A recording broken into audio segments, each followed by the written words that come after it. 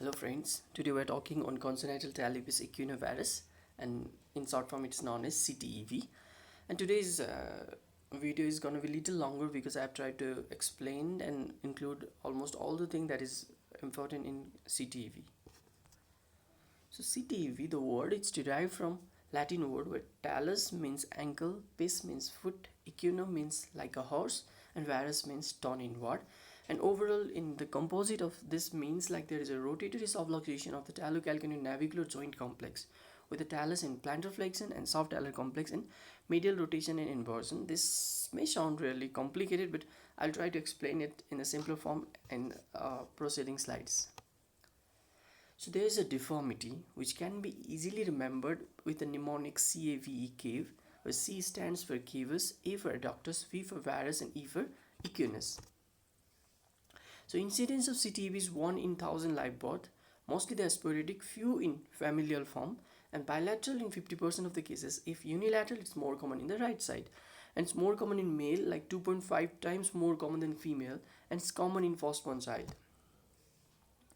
So in etiology, there are several theories that explains about the origin of CTEV or for cause of the CTEV. Primary zooplasm defect in the talar causes the continued inversion in plantar flexion. And another theory explained like primary soft tissue abnormality with a secondary bony change. Vascular hypothesis explains that there is a temporary cessation of the circulation causing soft tissue contraction, and mechanical theory explains that the mechanical force in utero results into CTEV, or it can be a hereditary cause. So which we cause the causes we discussed was a primary CTEV, and there is a term called secondary CTEV. Whenever CTEV is associated with any other conditions, then it is known as secondary CTEV, and the condition commonly associated are neuromuscular or syndromic cause or paralytic causes. Neuromuscular causes like arthrogryposis multiplex congenita, dystrophic dysplasia, Moebius syndrome, Nail patella syndrome, or dystrophic dwarfism, and paralytic causes like poliomyelitis, spina bifida, myelodysplasia, and Friedreich's ataxia. So in pathological anatomy, we explains what are the changes that occurs involving bone, ligaments, joint capsules, muscles, tendon around the joints that results into CTEV. It involves the ankle, mid-tarsal, and soft talar joint, and often accompanied by the internal tibial dorsum. And there is a medial displacement of the navicular and the calcaneus around the talus. So talus remain at the center, and the navicular and a calcaneus is shifted medially, and the talus is forced into equinus. So changes in talus is that head and neck is deviated medially and downward, while the body is extruded anteriorly. So that there is a smaller neck and a body angle, usually between 90 to 110 degree, that should normally be around 150 degree. With the changes in navicular is that there is navicular is medially and plantarly displaced with a talonavicular subluxation, and it articulates with the medial surface of the talus. And calcaneum changes are like it becomes smaller in size, medially rotates, and the sustentaculum tala is underdeveloped. And in cuboid, it is medially subluxed over calcaneal head. So changes in muscle and tendon, there is a contracture in the tibialis posterior, flexor hallucis longus, flexor digitorum longus, gastrocnemius, and soleus, atrophied muscles of the lateral and posterior compartment. And there is ligament thickening and contracture involving the deltoid ligament, spring ligament, talocalcaneal, talonavicular ligaments, and a calcaneofibular ligament. So even there is a contracture of the joint capsule and the plantar fascia, and skin changes are like there is a deep crease and shortening of the medial side of the sole, and there is a callosities and a bursa on the lateral side of the foot. Clinical features that what patient present with, or what are the complaints they present with, like heel is small and in equinus, foot is torn inward, and deep crease in the medial and posterior aspect, abnormal thin calf, lack of correctability of the deformity, and associated abnormalities and neuromuscular conditions, which I have already discussed in the previous slide. And once side starts walking, there is the development of callosity over the abnormal place area, and it's usually lateral aspect of the dorsum of the foot. So Cummin has given a classification that classifies the several types of the CTEV. Supple CTEV are the foot that can be brought into normal position and also enter mobile, then it's supple one. So supple is literally it's not a CTEV. And neglected CTEV are those which do not receive any treatment for 1 year. Relapse are the cases which whenever a corrected deformity appears again, then it's relapse. Recurrent are the type of relapse due to muscular imbalance, then it is recurrent. And resistant are those where there is no correction with the conservative management. And rigid CTEV are those after the conservative treatment, forefoot deformity is corrected and the hindfoot deformity remains uncorrectable. Then it's Cummin's classification. So how we grade the severity of the CTEV? And the most commonly used scoring system is Pirani scoring system, which involves total 6 parameters, 3 in midfoot parameters and 3 are hindfoot parameter. Midfoot parameters are curved lateral border, medial foot crease, talar head coverage. And a hindfoot parameter are posterior crease, rigid equinus and empty heel. And according to the severity of these parameters or this deformity, it is classified as a mild, moderate or severe. And score given is 0, 0.5 and 1 respectively, so that the maximum Pirani score becomes 6 and minimum remains 0. So as high is the Pirani score, more severe is the deformity. Then we go for a radiographic evaluation. In radiographic evaluation in X-ray, we look at Kite's angle, that is a anterior-posterior view talocalcaneal angle, where the long axis of the calcaneus and talus forms the angle in the AP view angle, and in the AP view which normally is 25 to 45 degree, and in clubfoot it is decreased less than 25 degree. So another angle we look in the radiograph is lateral talocalcaneal angle.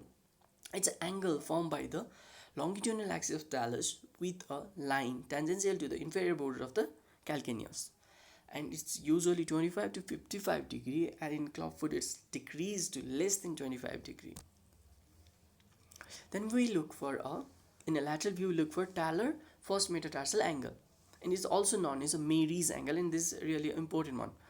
An angle formed by the long axis of the talus and long axis of first metatarsal in the lateral view is a Mary's angle, and it's normally 0 degree, or like the line pass with each other without forming the angle, and from -4 to 4 degree it's considered to be normal, and in CTEV it's positive and more than 4 degree.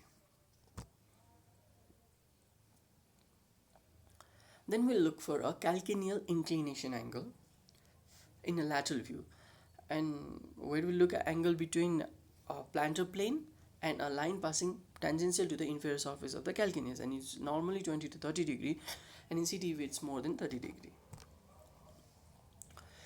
We also need to check the lateral talocalcaneal angle, where the inferior border of the calcaneus angled with a long axis of tibia, which usually forms 60 to 90 degree, and in CTEV it's more than 90 degree. So what are the treatment options available? There are both available non-operative treatment and operative treatment options, but nowadays a non-operative treatment has been a gold standard in management of the CTEV. Initial management is always non-operative, and most widely accepted is Ponseti serial casting. And why the non-operative treatment has been a gold standard? Because of its success rate in more than 90% of the children when started less than in 2 years. I'm sorry for that spelling. And recurrence rate following casting is 10 to 30%. However, most of them are correctable again by the Ponseti casting if there is a recurrence. So Ponseti casting treatment method, there is a 2 phase. One is a treatment phase, another is a maintenance phase, and treatment should begin as early as possible, optimally within 2 weeks of life. While giving a Ponseti casting, first we start with a gentle manipulation, and then only the casting is done, which is kept for 5 to 7 days in a corrected position of the deformity, and the order of correction of the deformity is CAVE, that is, first we correct cavus, then adductus, then varus, then equinus. Each cast hold in corrected position gently, and normally 5 to 6 casts are required. Before application of the final cast, the most infant requires Achilles tenotomy to gain the adequate lengthening of the Achilles tendon. First cast applied after supination of forefoot by elevating the first metatarsal. In following cast, locate the head of talus and make it as a fulcrum, abduct and supinate the forefoot. And the order of application of the Ponseti cast is there is a manipulation followed by padding followed by below knee cast, then molding of the below knee cast, then extend the cast up to the thigh and trim the cast. Here in the figure, it's shown that starting figure so that there is a manipulation followed by maintenance of manipulation along with cast, padding, and above the padding the cast is applied. After the cast is applied, with the maintenance of the reduction, we apply the POP bandage to form a below knee cast. Then we extend the padding to up to the groin, and the cast is applied up to thigh. And at the last, trimming is done so that all the fingers are exposed. So with this series, the final casting, adequate abduction of 70 degree and 15 degree of dorsiflexion is required. If the component of all the other components are corrected except the equinus, then we go for a percutaneous tenotomy of the Achilles tendon. And the final and after that tenotomy will achieve the required amount of dorsiflexion. And the final cast, either with Achilles tenotomy or without Achilles tenotomy, where the sufficient amount of the reduction is achieved without tenotomy, then the final cast is applied for 3 weeks. Then this marks the end of the treatment phase after the final cast. Then we start with a maintenance phase where there is a removal of the final cast is done and foot is kept in abduction brace, and the shoe is molded in a bar in 70 degree abduction and 15 degree of dorsiflexion, and a brace is worn for 23 hours each day for 3 months. Then after 3 months, while only sleeping, for 3 to 4 years. CTEV shoe may be used once child start walking until 5 years of age. So what is CTEV shoe? CTEV shoe is a special type of a shoe that is made for the child with CTEV. It has 3 special characters. That is, it normally has a straight inner border, and outer side of the sole of the shoe is raised compared to the medial side, and the shoe don't have any heels. So what are the complications of Ponseti casting? If the casting correction of deformity is not done in the order of CAVE, then it can result into rocker bottom foot deformity that may further complicate the conditions. And other are like crowded toes, flat heel pad, and pressure sores. So how will you manage a recurrence? Most an early recurrence can be managed with manipulation and casting, as mentioned earlier. Achilles tendon lengthening may be necessary if dorsiflexion is insufficient, and transfer of the anterior tibial tendon may be necessary to maintain the correction. So what are the operative treatment?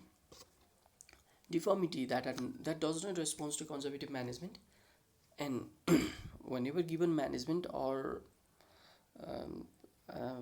child is resistant or neglected or relapse or recurrent or rigid CTEV, then the operative treatment is indicated. So surgery to the child is according to age.